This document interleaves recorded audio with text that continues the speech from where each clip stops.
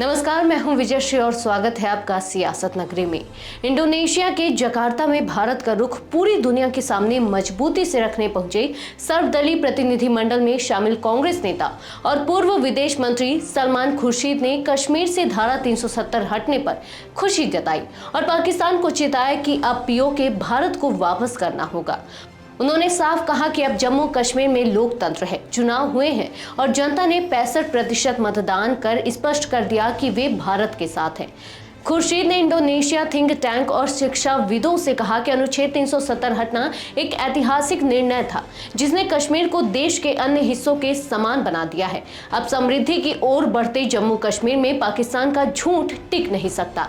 उन्होंने आगे कहा कि जब तक पाकिस्तान उग्रवाद का समर्थन करता रहेगा तब तक भारत उससे किसी भी तरह की बातचीत के लिए तैयार नहीं है। सिंधु जल संधि पर भी वार्ता तभी होगी जब पाकिस्तान उग्रवाद को प्रायोजित करना बंद करेगा। खुर्शीद ने संसद में पारित सर्वसम्मत प्रस्ताव की याद दिलाते हुए कहा, भारत की संसद का पुराना प्रस्ताव है कि पाकिस्तान के कब्जे वाला कश्मीर भारत का हिस्सा है और उसे खाली कराया जाना चाहिए।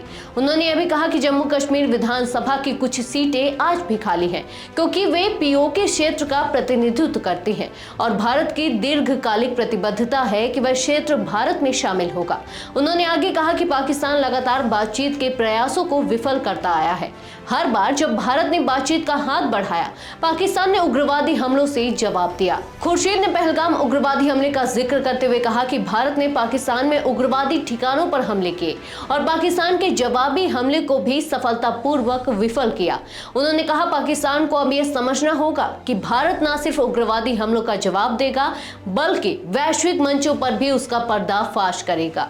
इस प्रतिनिधिमंडल में जदयू सांसद संजय झा के नेतृत्व में भाजपा की अपराजिता सारंगी, ब्रिजलाल हेमांग जोशी, कांग्रेस के सलमान खुर्शीद, टीएमसी से अभिषेक बनर्जी, सीपीआईएम से जॉन ब्रिटास और अन्य नेता शामिल हैं। ऑपरेशन सिंदूर के बाद भारत की वैश्विक रणनीति और मजबूत हुई है। ये प्रतिनिधिमंडल जापान, दक्षिण कोरिया और सिंगापुर के दौरे के बाद अब इंडोनेशिया पहुंचा है, जहां वे पाकिस्तान प्रायोजित उग्रवाद के खिलाफ दुनिया को भारत का सच्चा पक्ष बता रहे हैं। आज के लिए बस इतना ही।